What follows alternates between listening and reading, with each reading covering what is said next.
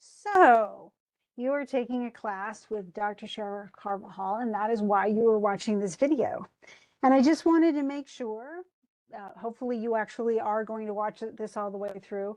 I'm not going to explain any of the the super accurate rules or anything like that with AI. But what I want you to think about, and I want you to pay really close attention to throughout this semester, is being aware, first of all, of what AI is and how it's used, and also the fact that I am going to be looking for AI use in this class, and that according to the syllabus, it is not allowed for any assignment that is graded in this class.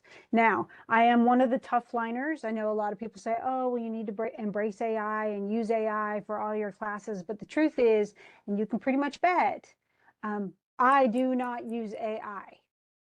So I don't use AI for lesson plans. I don't use AI to create a test because I want to test you on stuff that I have vetted, that I have decided is really important in my class.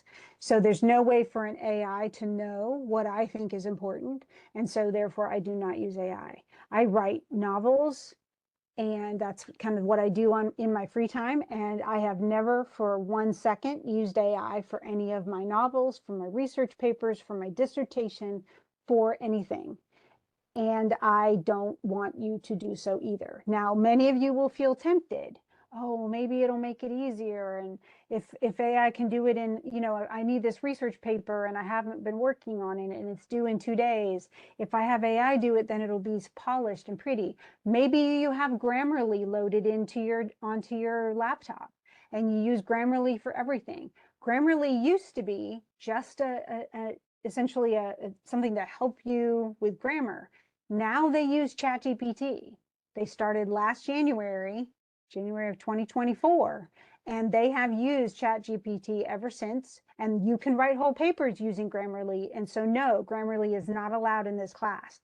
So if you tend to take your papers or take your paragraphs and run them through Grammarly and have Grammarly rewrite them, don't. Not for this class, because I won't like it. I will test it. I just sporadically test AI. Anything that looks sort of like AI, I will absolutely test. And even the humanizers rarely get past me. Now, you have the capacity, you are a brainy person, to take the AI paper and rewrite it and make it sound like you. If you do this and I don't catch you with AI, that's your prerogative. But if you just use a humanizer, I know the kind of errors that a humanizer creates, and I'm going to be looking for those errors. And I can fix a few of those errors and I can run it through an AI detector and it will still say it's 99% AI. So I have a multitude of detectors at my beck and call, and I use many of them. I usually test, when I do test for AI, I use at least 3 detectors. And if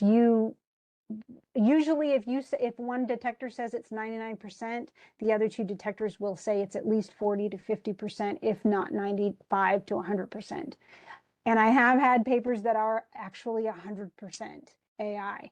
Now, let me explain a little bit of what will happen if you do use AI. One is you may, at least with the first time that you use AI, if I catch you, I will submit it back to you with a 0, but I will probably allow you to revise it.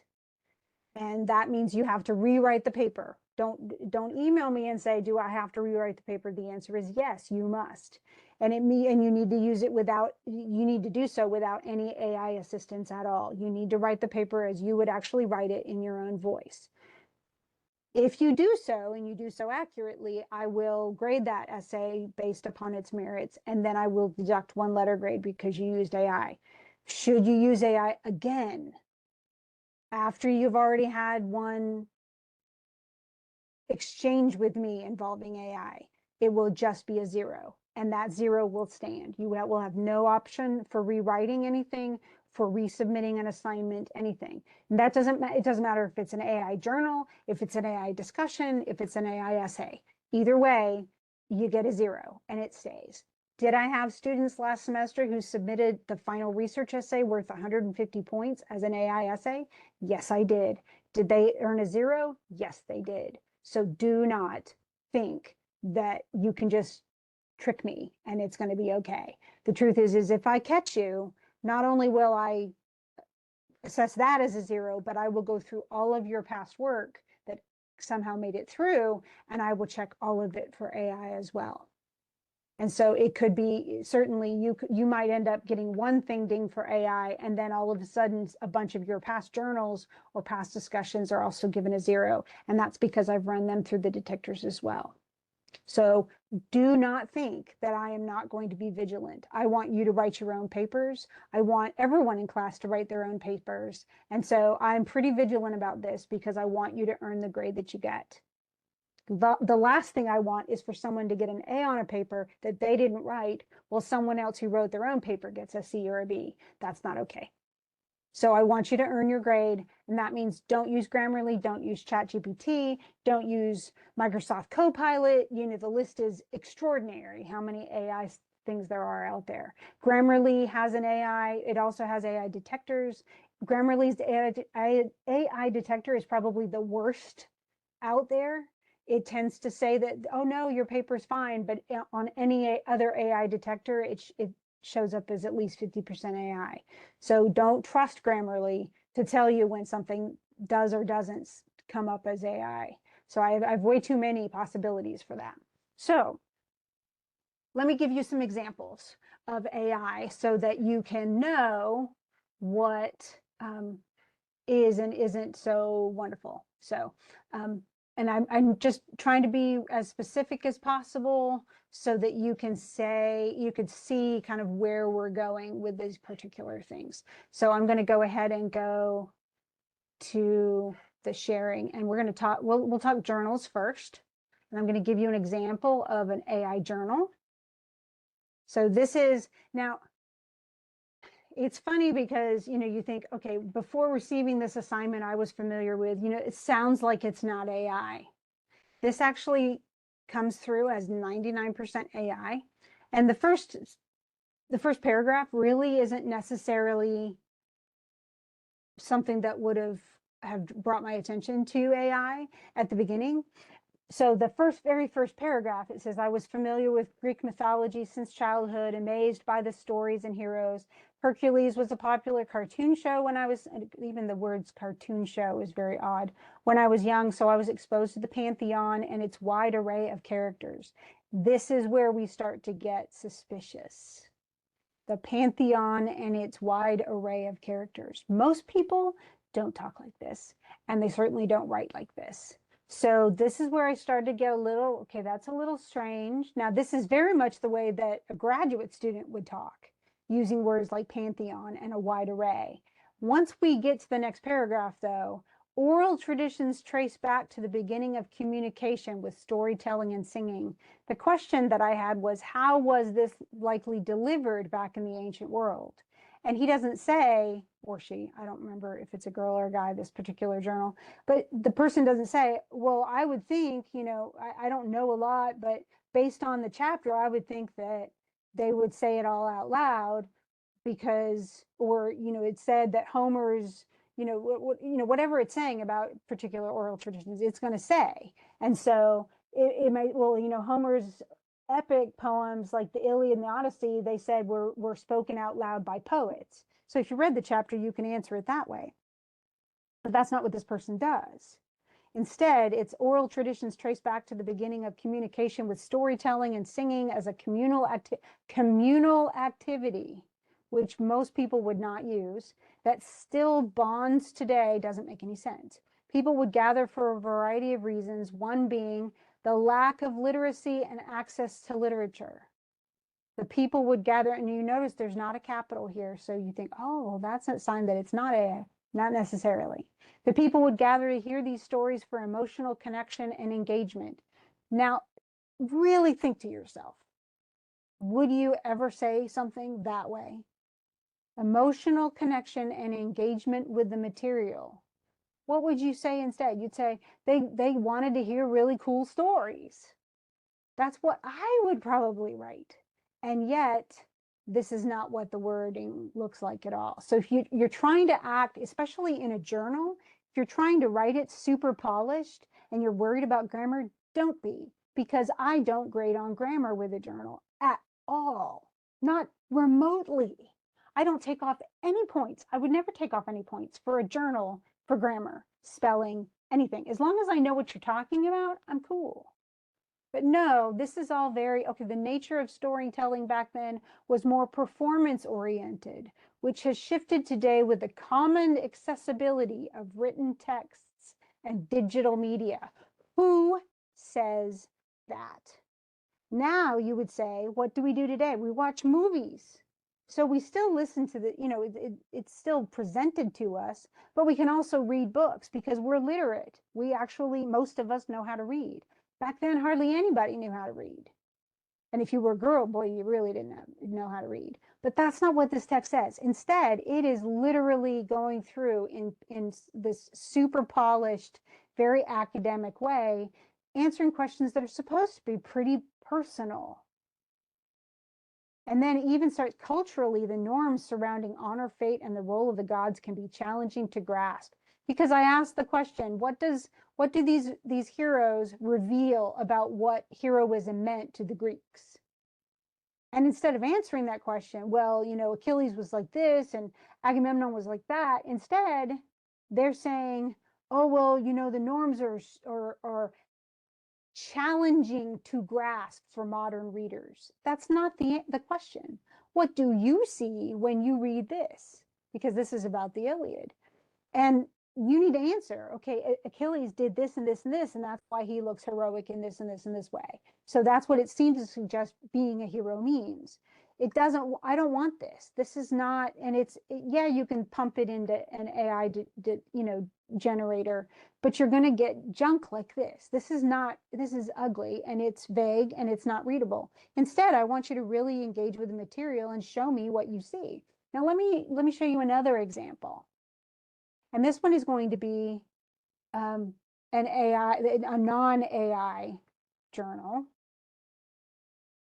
And I'm not saying that it's certainly grammatically not better, but it's far more human, and that's what I'm looking for. So when I ask you for a journal, I want you to give me a journal that really is personal. If I say, how would you respond if you were living in that time period and this happened to you? I want to know how you yourself, your actual person, you as knowing your own nature, your own character, your own personality, and what you believe in, how would you respond to something like that? So now let's look, this is exactly the same journal. So it's the same, and not the same student, but it's the same assignment, and only this is written by a human person, okay? And you'll notice, you can see the little squiggles already, that there are errors in here. Does it matter? Nope. It does not matter. I told you I don't grade on grammar, and I don't grade on grammar, not in a journal, not ever. So this person says, I do not remember much about Greek mythology. I do remember that Greek mythology included different gods and goddesses. Now, how is that? That's totally different from a pantheon. Remember the pantheon, the other thing mentioned, the robot mentioned.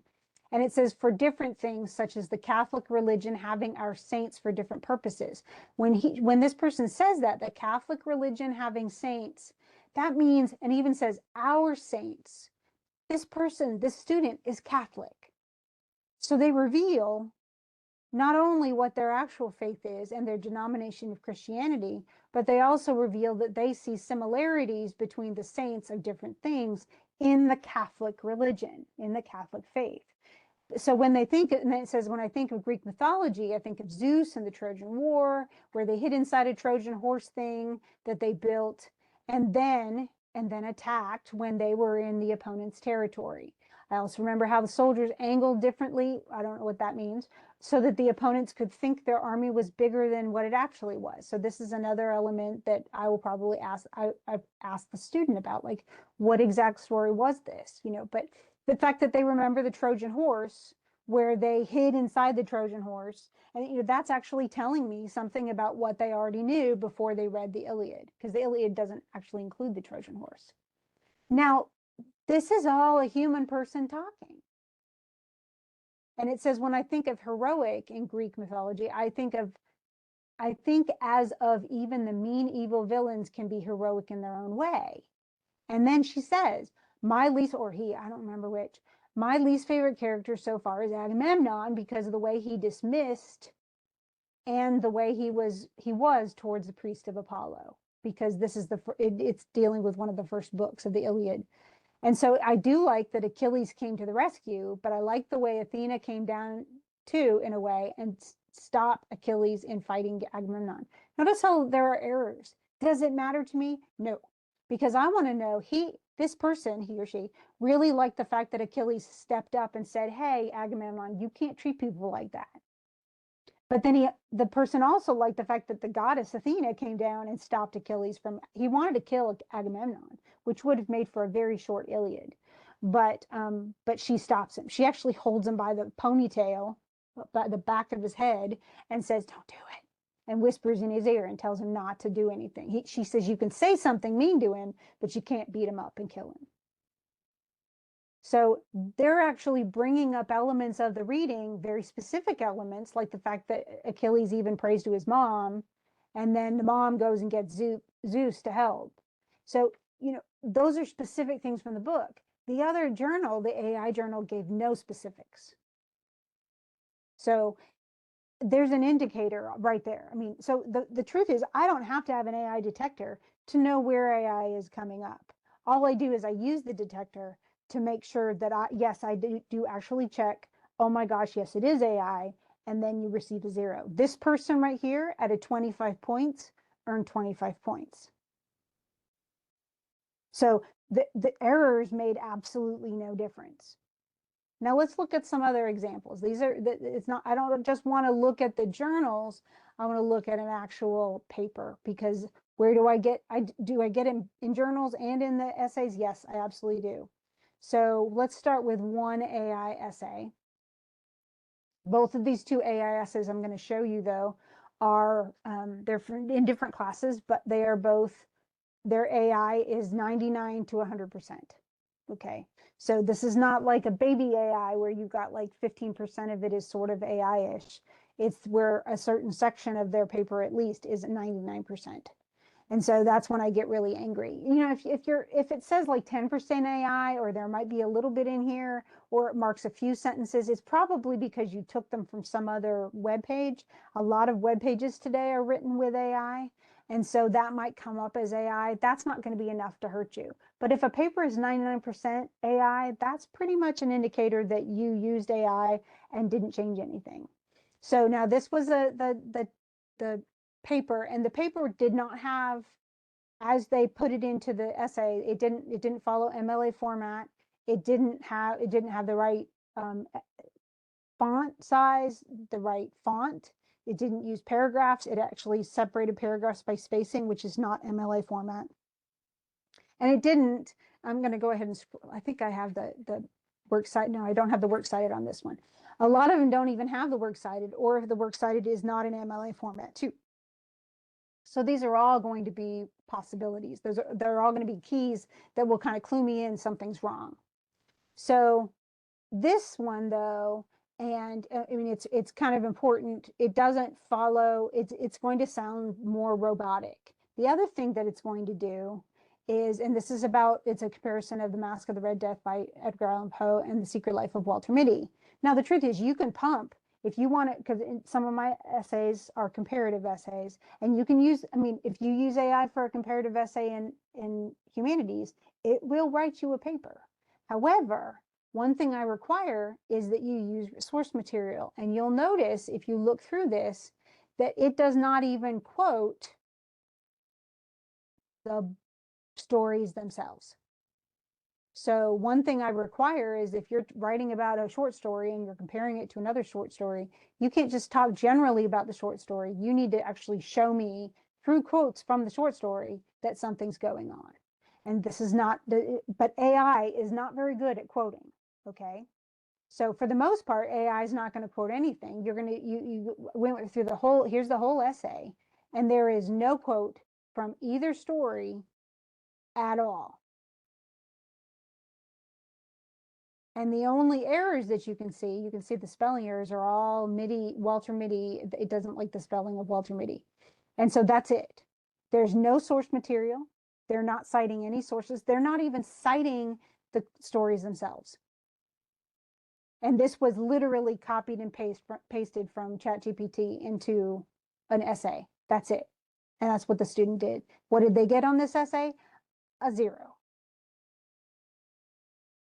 That's what they got. In fact, when they rewrote it, because they did have the option to rewrite, they used 2 different short stories and they wrote it themselves and they used the quotes and they did all the things they were supposed to. And they even had it in MLA format, but they had to rewrite it from scratch in their own words. So this is all AI. So even okay, think about it. And you think, okay, how did you know it was AI? Well, besides the AI test, now let's just look at and see if this sounds like a human being talking. Walter is a man, so there's Walter Mitty, and we really should say Mitty, but Walter is a man who seems ordinary on the outside, but lives a life full of imaginative and heroic daydreams. He is a meek and unremarkable man, constantly bossed around by his wife and often ridiculed by those around him. No one writes like this. Unless you are a professional writer or you write academically, you don't write like this. Walter's escape happens inside his mind. He retreats into fantasies where he is no longer powerless. And so then he says an example, but he doesn't use anything from the text. So he doesn't quote. Then he even says this type of escapism is harmless. He is not trying to avoid something tragic, but rather the boredom and lack of excitement in his life. Boredom and lack of excitement are kind of the same. The key to his daydream is that they provide, this is not a person talking. And, can you have polished text? Yes, you can, but you are not going to be writing like a senior in college or a graduate student. So a lot of, when I see super polished prose, especially with very, these are identifiable patterns that come out of AI. So here's one, and this one was super easy to find because it had no quotes. Now let me show you one that's a little bit difficult, but I still figured it out. And this was actually, let me go ahead. This is actually one from humanities. So this is these are from all different courses. And so it even has, I'm going to scroll down to the bottom and you're going to see it even has a works cited page. Of course, the works cited page is not fully it's mostly in MLA format. So there were some modifications made to make this more in MLA format, though it's not in hanging. There are other issues. It's also not in the correct font. And that's another sign, though it's not the only sign. But when we get into this, there are a couple of things. First of all, it does cite sources. It even quotes them, okay? However, all of these sources, this is about half of the paper that's listed here. You notice all these different sources, Cartwright, Buis, they're not alphabetical, which is also another problem that is pretty typical in ChatGPT and other AI. But let's see, we have, what's the one? I think it's Wilson, Sarah Wilson. So we have this particular thing, okay? And this has an online citation as well. Okay, so that's good. Well, if you go to the actual essay though, let's start at the beginning. This is about 3 pages in that I started the section. You'll notice that the very first quote that is there is Wilson. And then the very next quote that's quoted is Wilson. And then the next quote that's quoted is, okay, Pino's Palette Federal Way, which isn't correct citation. The next quote is Wilson. And oh my gosh, the quote after that is, guess what, Wilson. In fact, even though they list like 9 different sources at the bottom, they only cite 2 of them. And the only one they consistently cite is Wilson, Wilson, Wilson, Wilson, all the way through. And that doesn't matter. It doesn't matter if they're talking about the Gothic or they're talking about the other era. Both cite Wilson, Wilson, Wilson, Wilson, Wilson, Wilson, and Wilson. And so even though they list all these different sources, the only one that AI actually cites, quote unquote cites, is Wilson. Over and over and over and over again. And so this is one of those keys. AI, when it does quote, usually does it this way, where the sources are either unidentifiable and you can't find them. And a lot of these sources will not have listings at all. And one of the super keys is that it's sources that my students cannot present. They can't actually, if I clicked on this particular link, it wouldn't pop up literally. It would be, sorry, this does not exist. The other thing that they have is they have a lot of academic texts that I don't even know how they have access to them, and they can't produce them. So one of the things that I will very often do is say, I need to see your sources. You need to bring them to my office. And then you'll need to bring your sources to my office because I want to see what you actually used. If you use ChatGPT or any kind of AI, you're not going to have access to those sources. In fact, many of them, because AI is still acting stupid, many of them will not exist. The email addresses, all of the web addresses, all of the details, even the authors do not exist.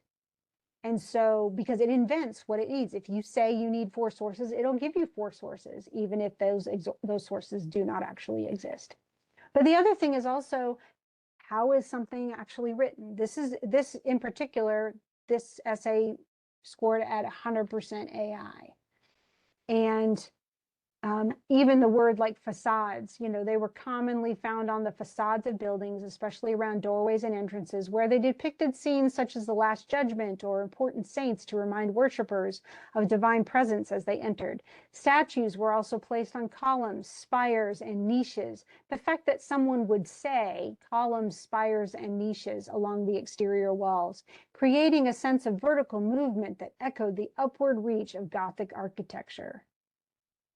That is not how people tend to write. Even our chapter doesn't write it so much like this.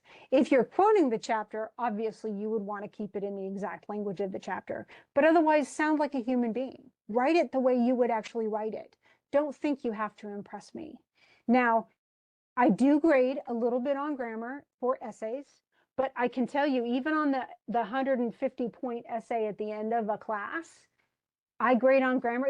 You know how many points you can lose if your grammar is absolutely terrible? 10. Like, that's the max. That's not even a letter grade lost. If, however, you turn this in and it's 100% AI, you will get no points. So do you want to lose out on up to 10 points? And I've never taken a full 10 points from any paper ever, ever. And I've been teaching for 33 years? No, 32 years. Yeah, so in 32 years, I have never taken a full amount of somebody's grammar stuff away from them for errors. And yet, if you turn in an AI paper, I will take 100% of your points away. You will get a 0 out of 150 points, or out of 100 points, or out of 10 points, or out of 20 points. Whatever the assignment's worth, you will get nothing. So don't do it. Now, let me show you one more thing. I'm going to show you a non-AI essay, because it's important for you to see why I know it's non-AI. And this is not a paper that got 100%, but this is a paper that did get quite a bit of points. It earned a high B, and it does have errors here and there, but those aren't going to be marked here. But for the most part, it's doing things it's supposed to do. So for instance, it's citing sources correctly. It does use certain terms like these terms. The reason it's marking it as an error is it should be italicized because it's a foreign word. But mostly it's citing sources MLA format, and the source citation at the end is in MLA format. So it's following the structure that it's supposed to. There are quotes that it includes, but it's citing many different sources. And it is still pretty, it says Greek art focused on the human body. That's still accurate.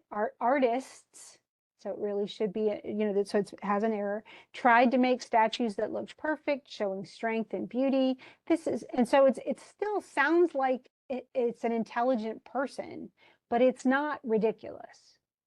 It even says their art changed over time, and that should be 2 different words, over time. From patterns to lifelike. Lifelike should be hyphenated. So there's little errors here and there, but you know what? This person still got 9 out of 10 points on their errors. So where they got points taken away was not whether they had the errors or not. The only time really people even get 7 out of 10 is when the errors are really significant. So you have to super try hard even to lose 3 out of 10 points for errors. But the main point where these people lost points is because they didn't have enough detail. And yet they used their sources really well. they had a good title, and they were trying different things. And you'll notice too that, they had an attention getter. They're trying to follow MLA format. They had tabs, at the beginning of every paragraph. They were trying to do the best that they could. Is it perfect? No. And yet they got a good grade on it. And they ended up doing fine in the class too. So the main thing is, and this is what I'm urging you to do your own work.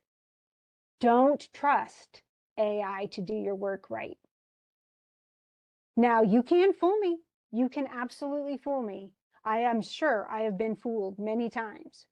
But if you fool me, that's one thing. If I catch you, I will go back and I will check every single thing you turn in with a fine-tooth comb, and I will do everything I possibly can to catch you. So don't do it. Do your own work. Don't trust AI to get you a good grade. And I have students over and over, every single time they get caught, they go, oh my gosh, I made such a mistake by going to AI and expecting it to do my work for me. So don't do it. Read the chapters, do the work, read the assignments, put in your best effort, and be yourself. It's amazing how far you will get in my class by writing your own stuff and telling me what you really feel. I actually want to know how you see the world and how you see what you've read, and not just what you think I want you to say. So please consider this as you go through. Don't be tempted. If you run into issues and you have to turn in something late, communicate with me, but don't give me AI. And please don't use AI to send me an email, because I will read that too, and I will know that a robot has written to me, and I don't want that. I really want to talk to the human being. It's really easy to feel impersonal in an online class, especially, but I am a real person, and I want to grade real papers written by real people. So please communicate with me if you have any questions about this. But no, when in doubt, do not use AI. Don't use Grammarly. Don't use ChatGPT. Don't use Copilot. Don't use any of the assistants out there. And if you're worried about it and you have questions about it, ask me, and we will be fine. But if you have questions, email me now, email me anytime during this semester, and just check with me and see how you're doing, okay? But you can totally pass this class. You can do extremely well in this class. You just got to do the work yourself. That's it. Thanks for watching. Don't use AI, and have a great semester. And let me know if you need anything.